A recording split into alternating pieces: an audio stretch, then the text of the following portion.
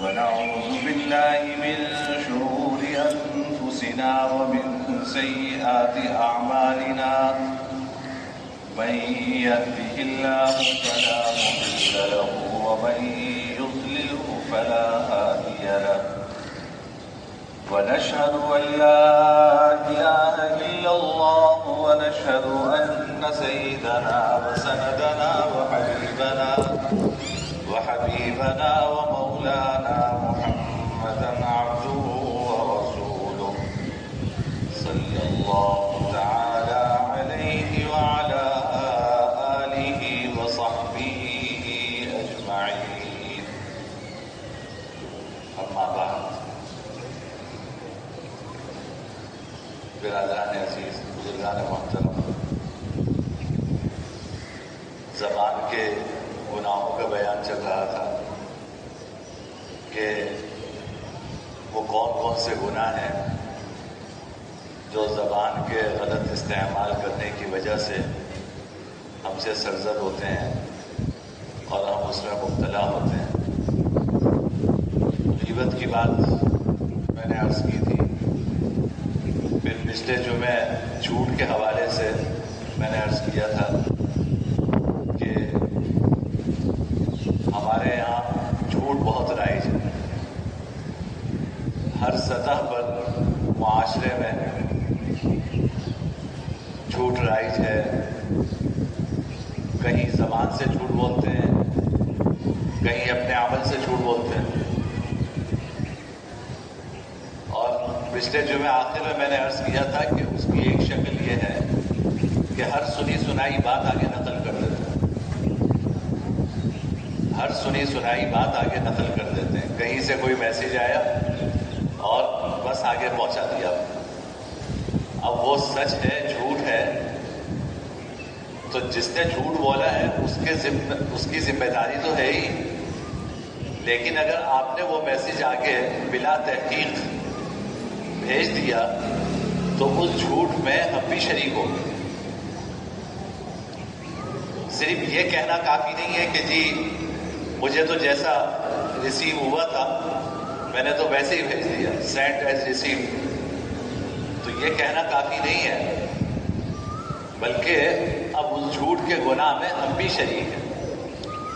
قرآن کریم میں سورہ بنی اسرائیل میں اللہ تعالیٰ نے فرمایا وَلَا تَقْفُ مَا لَيْسَ لَكَ بِهِ عِلْمٌ إِنَّ السَّمْعَ وَالْبَصَرَ وَالْفُؤَادَ كُلُّ أُولَئِكَ كَانَ عَنْهُ مسؤولا۔ فرمایا کہ جس چیز کا تمہیں علم نہیں ہے اس کے پیچھے نہ پڑو، جس چیز کا تمہیں علم نہیں ہے اس کے پیچھے نہ پڑو۔ إِنَّ السَّمْعَ وَالْبَصَرَ وَالْفُؤَادَ كُلُّ أُولَئِكَ كَانَ عَنْهُ مسؤولا۔ انسان کا کان، انسان کی آنکھ، انسان کا دل قیامت کے دن سب کے بارے میں سوال ہوگا۔ ہم نے تمہیں عقل دی تھی، تمہیں سمجھ دی تھی، تمہیں یہ دل عطا کیا تھا، تو تم نے اس بات کی تحقیق کیوں نہیں کی؟ بس سنی سنائی باتوں کے پیچھے آپ نے چلنا شروع کر دیا۔ تو اللہ نے جو عقل دی تھی وہ استعمال کیوں نہیں کی تم نے؟ اللہ نے تمہیں جو دل دیا تھا، تمہیں کان دیے تھے، تمہیں آنکھ دی تھی، یہ ساری صلاحیتیں ہم نے تمہیں سچ اور جھوٹ میں تمیز کرنے کے لیے دی ہیں، تو تم نے اپنی صلاحیتوں کو استعمال کیوں نہیں کیا؟ تو یہ کہنے سے میں اور آپ فارغ نہیں ہو سکتے کہ جی بس مجھے تو جیسے آیا تھا میسج میں نے آگے بھیج دیا۔ آپ سے بھیج کر تو پوچھا جائے گا کہ کیوں بھیجا تھا، اگر نہیں بھیجیں گے تو یہ نہیں پوچھا جائے گا کہ کیوں نہیں بھیجا تھا۔ اچھی طرح سمجھ لیں، اللہ میاں آپ سے قیامت کے دن یہ نہیں پوچھیں گے جب صبح تم اٹھے تھے تو 5 میسج ہر ایک کو کیوں نہیں بھیجے تھے۔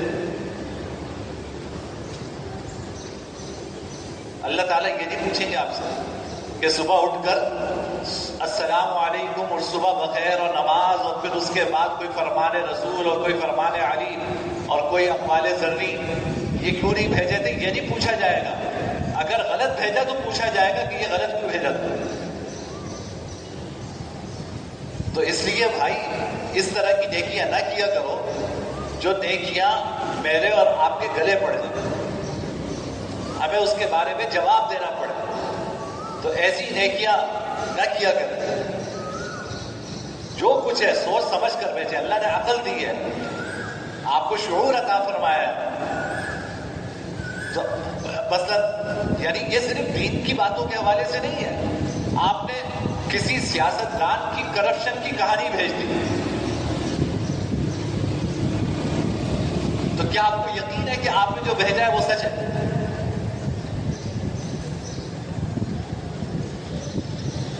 ہم جس پارٹی سے دلی تعلق رکھتے ہیں اور جس لیڈر کی پیروی کرتے ہیں, ہمارے نزدیک وہ فرشتوں سے کم نہیں. اور جو ہمارا مخالف سیاستدان ہے یا جس لیڈر کی باتوں سے آپ کو اتفاق نہیں ہے, اس کا ساتھ خون کر دے وہ معاف ہے. اللہ تعالیٰ کیا یہ ناانصافی نہیں چلتی؟ جھوٹ بات بولنا یا اس کو آگے نقل کرنا, قرآن کریم نے اس کو شرک کے برابر قرار دیا. وَاجْتَنِبُوا مِنَ الرِّجْسِ مِنَ الْأَوْثَانِ وَاجْتَنِبُوا قَوْلَ الزُّورِ. ان بتوں سے بچو, ان بتوں کی گندگی سے بچو اور جھوٹ سے بچو. شرک کے ساتھ اللہ تعالیٰ نے جھوٹ کا ذکر کیا کہ شرک سے بچو اور جھوٹ سے بچو. کوئی معمولی چیز نہیں ہے یہ. انسان زبان سے جو لفظ نکالتا ہے, یہاں پہ اللہ نے فرشتے بٹھائے ہوئے ہیں, وہ لکھ رہا ہے ما يلفظ من قول الا لديه رقیب عتید.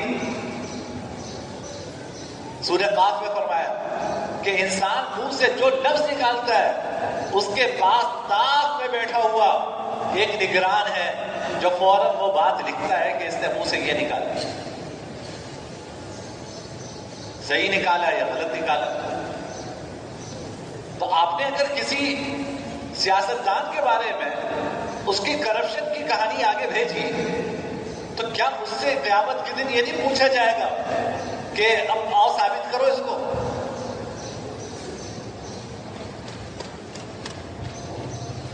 کیسے ثابت کرے گا؟ انسان اپنی زبان سے, اپنی تحریر سے ایسی بات نکالے جس کو کسی عدالت میں ثابت بھی کر سکے. دنیا کی عدالت میں ثابت کرنا یہ تو چلو نسبتاً آسان ہے, اللہ کی عدالت میں کیسے ثابت کریں گے؟ آپ نے جس کی تلفی کی ہے, قیامت کے دن اگر وہ بارگاہ الہی میں میری اور آپ کی شکایت کرے کہ جی اس نے میرے بارے میں یہ بات آگے نقل کی تھی, یا اللہ مجھے انصاف دلوائیے, تو اللہ تعالیٰ کیا اس کا جو ظلم آپ نے اس کے اوپر کیا وہ چھوڑ دیں گے؟ اس کو انصاف دلوایا جائے گا. آپ سے کہا جائے گا کہ جو تم نے یہ بات اس کی طرف منسوخ کی ہے, اب ثابت بھی کرو کہ اس نے یہ کام کیا تھا. کوئی بھی مسلمان ہو, مسلمان کیا کوئی انسان ہو, اس کی جان, مال, عزت, آبرو, اس پر حرف اٹھانے کا کسی کو حق حاصل نہیں. آپ کسی غیر مسلم کی طرف بھی جھوٹی بات کی نسبت نہیں کر سکتے, اس کے اوپر بھی غلط الزام نہیں لگا سکتے, چاہے وہ غیر مسلم کیوں نہ ہو.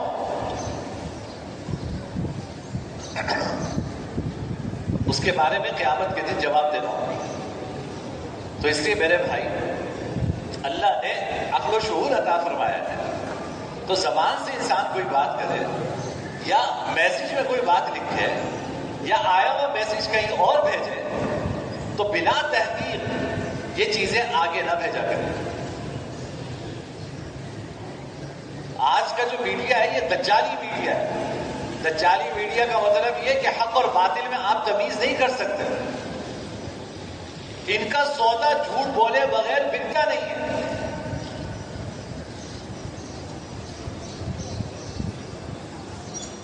اس چینل کے اوپر جب تک جھوٹی سچی خبریں نشر نہیں ہوگی کوئی دیکھے گا نہیں.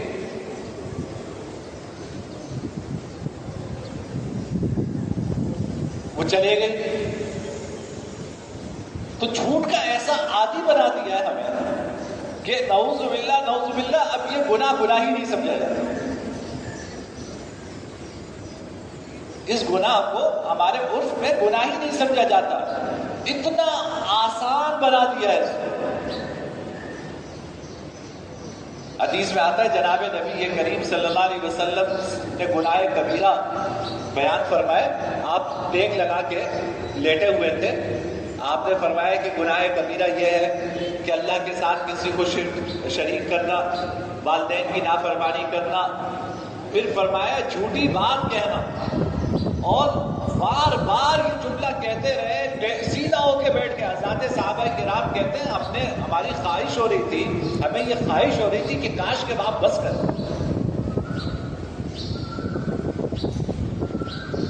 ہماری عدالتوں میں ایک روایت میں قول الزور ہے، ایک روایت میں شہادت الزور ہے. جھوٹی بات کہنا یا جھوٹی گواہی دینا یہ گناہ کبیرہ کی بڑی قسموں میں سے ایک قسم. اس کی نحوستوں کا آپ کو مشاہدہ کرنا ہے. اللہ ایسے مشاہدے سے بھی ہماری حفاظت کرے. ان عدالتوں میں اللہ نہ کرے کسی کو واسطہ پڑے ان عدالتوں میں جانے کا.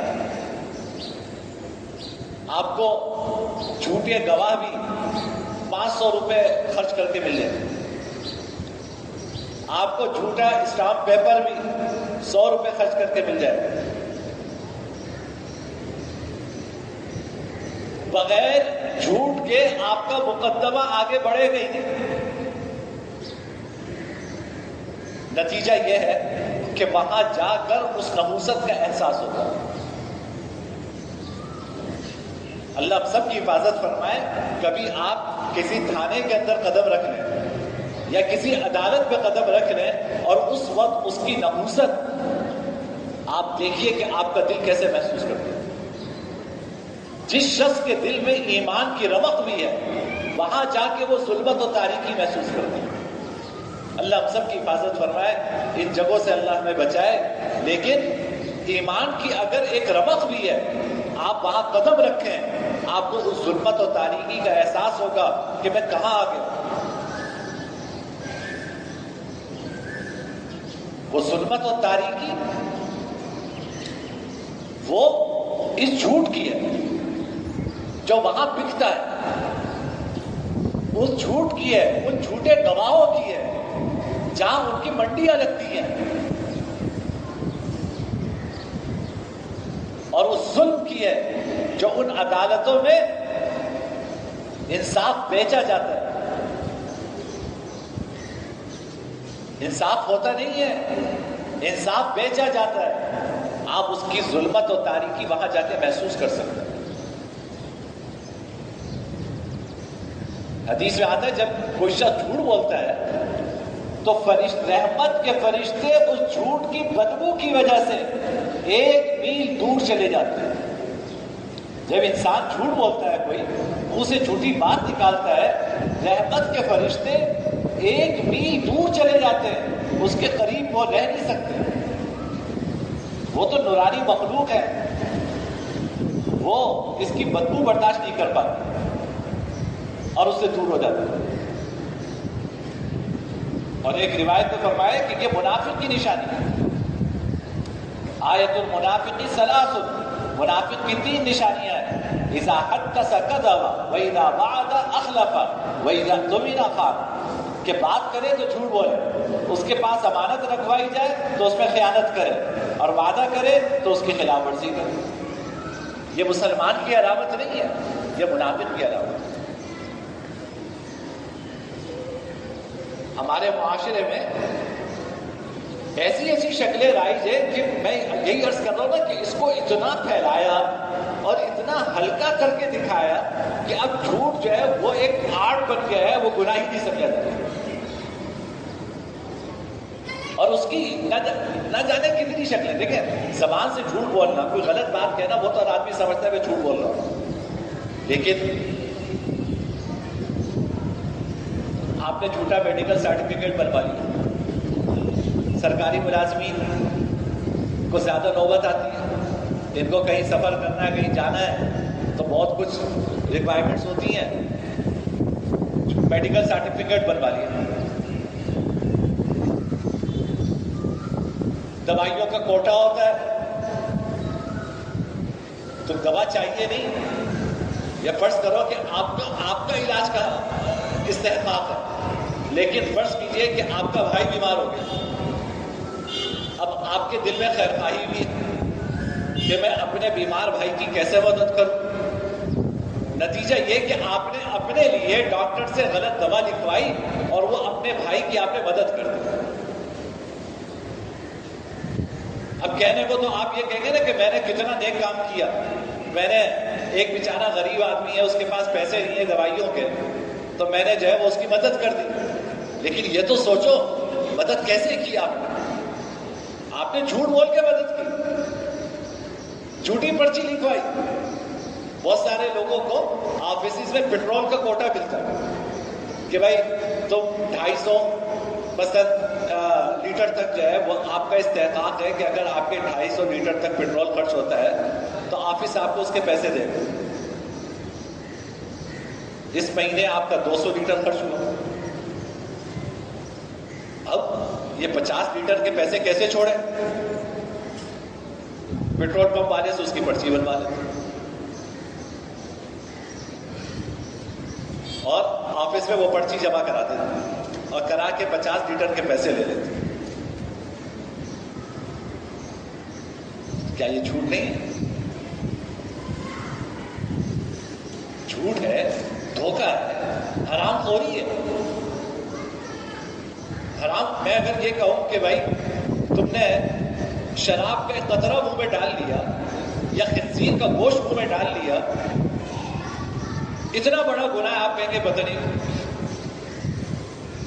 कैसे इतना बड़ा गुनाह। हालांकि इस गुनाह में और उस गुनाह में कोई फर्क नहीं है,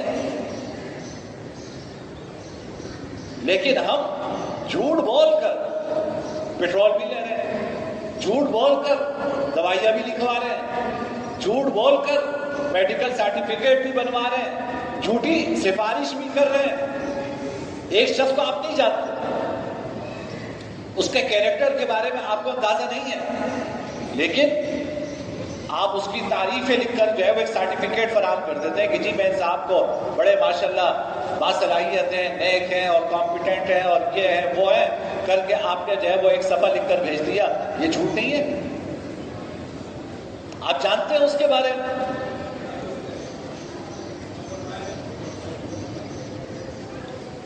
ये बड़ी जिम्मेदारी की बात है। आपकी इस तारीफ की वजह से अगर वो शख्स अहल नहीं है और उसको वो मुलाजिमत मिल जाती है तो ये बवाल आपके सर पर भी होगा। लेकिन इसको हमारे मुल्क में मदद करना समझते हैं, यानी यार मैंने एक सफा लिखने से उसका काम बन जाता है तो इसमें क्या है? तो भाई काम बन जाता है तो जायज तरीके से किसी के काम आना ये सवाब का काम है। झूठ बोलकर धोखा देकर किसी के काम आना ये सवाब का काम नहीं है।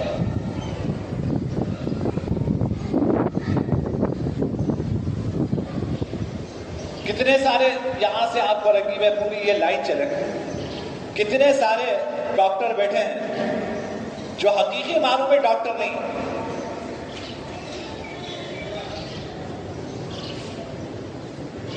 लिखा हुआ है डॉक्टर और फिर शायद सर्जन भी बन जाए, फिर MBBS भी हो गए, फिर उसके बाद नीचे 4 डिग्रियां और लिखी हैं, 1 डिग्री भी पास नहीं। था ये कि जवानी में किसी डिस्पेंसरी में काम करते थे, किसी डॉक्टर के साथ डिस्पेंसर थे, अब वक्त गुजरा तो अब वक्त के साथ साथ आप खुद बखुद डॉक्टर बने और लोगों की जानों से खेल, लोगों की जानों से खेल। बैठे हुए यहां से लेके वहां तक ये डॉक्टर बैठे, क्या ये झूठ नहीं है? कहें कि जी इंसानियत की खिदमत कर रहे हैं। यार इस तरह तुक्के में इंसानियत की खिदमत तो हम भी कर सकते हैं कि 10 दवा में से कोई एक दवा शायद लग जाए निशाने पे, ये इंसानियत की खिदमत होगी। डॉक्टर कौन अपने साथ लिख सकता है?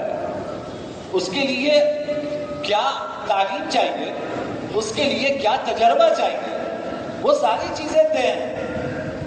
آپ کے پاس نہ وہ تعلیم ہے، آپ کے پاس نہ وہ تجربہ ہے، اور آپ اپنے نام کے ساتھ ڈاکٹر لکھ کے کلینک چلاتے ہیں. لوگ آتے ہیں سرکاری اداروں کے، ان کو چائے پانی کچھ خدمت کر لیتے ہیں تو ان کا بھی کاروبار چل رہا ہے، آپ کا بھی کاروبار چل رہا ہے، اور ادھر قبرستان کا کاروبار بھی چل رہا ہے، گورکر کا کام بھی چل رہا ہے، سارے کام چل رہے ہیں ماشاءاللہ. میرے بھائی کتنا بڑا جھوٹ ہے یہ کہ تم ڈاکٹر نہیں ہو اور اپنے آپ کو ڈاکٹر لکھ رہے ہو اور ڈاکٹر بن کے لوگوں کا علاج کر رہے ہو. ایک آدمی عالم نہیں ہے. عالم ایک خاص کوالیفیکیشن کا نام ہے. یہ تھوڑی ہے کہ میں جماعت میں 4 مہینے لگا لیے یا کسی بزرگ کی خانقاہ سے وابستہ ہو گیا، دن میں 500 مرتبہ میں نے ذکر کرنا شروع کر دیا، وہ ٹوپی پہن لی، داڑھی رکھ لی، میں بن گیا عالم. وہ جان کے سودا کرے کہ ایمان کے سودا کرے؟ وہ لوگوں کی جانوں سے کھیل رہے ہیں، یہ لوگوں کے ایمان سے کھیل رہے ہیں.